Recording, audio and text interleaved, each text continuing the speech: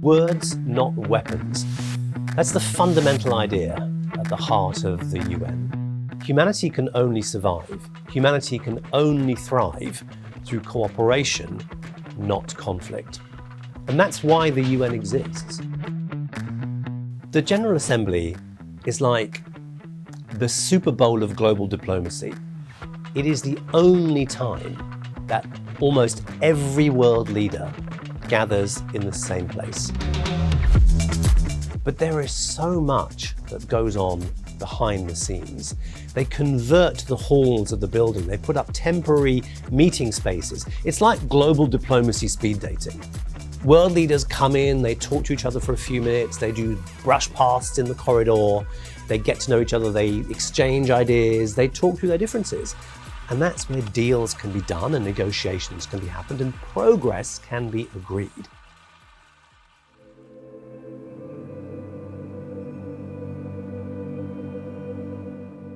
We should not be naive. We live in difficult times. Have we solved every problem in the world through the UN? Goodness, no.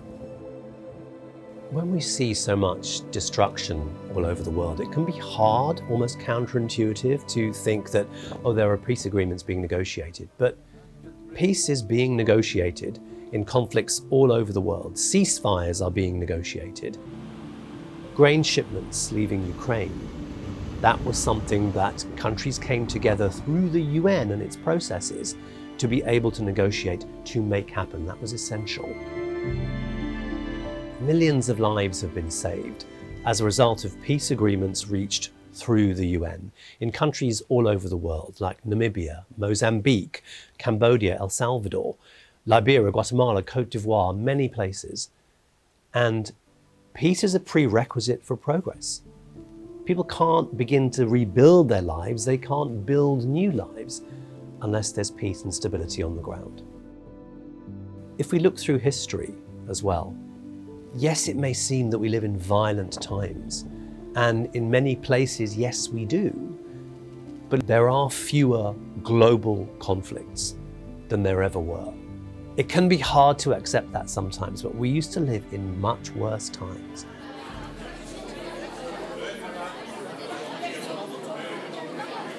Progress takes time, and yeah, there are a lot of conferences, a lot of meetings, a lot of reports, and you can look at those and think, wow, what is taking so long? Why is this taking so long?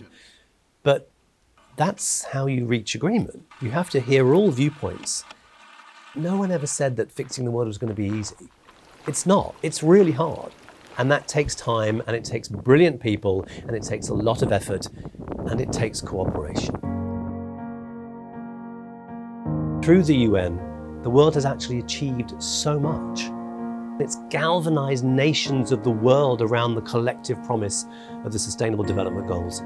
And a really good example is the Paris Climate Agreement. Just reaching consensus and reaching agreement with every country in the world. There is a framework now. There is something that we can build on and that we can aim towards. The General Assembly does not have the power to enforce its decisions. But what it does have is moral authority, every country of the world represented there, and it has weight in numbers. So small countries can have their voices heard alongside powerful, big, rich countries, and groupings of countries, coalitions of countries can come together and they can really be a powerful voice and a powerful voice for change. So much of the work of the UN is not represented by the images of leaders in meetings and the General Assembly.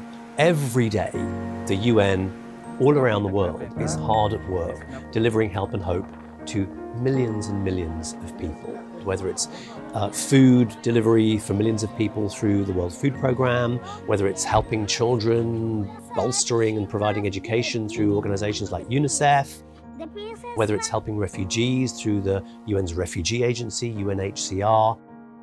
Every issue that you care about, some part of the UN is focusing on it. And the UN General Assembly is a way of reminding us all that this work is going on 365 days a year, not just that week when we see world leaders meeting in New York.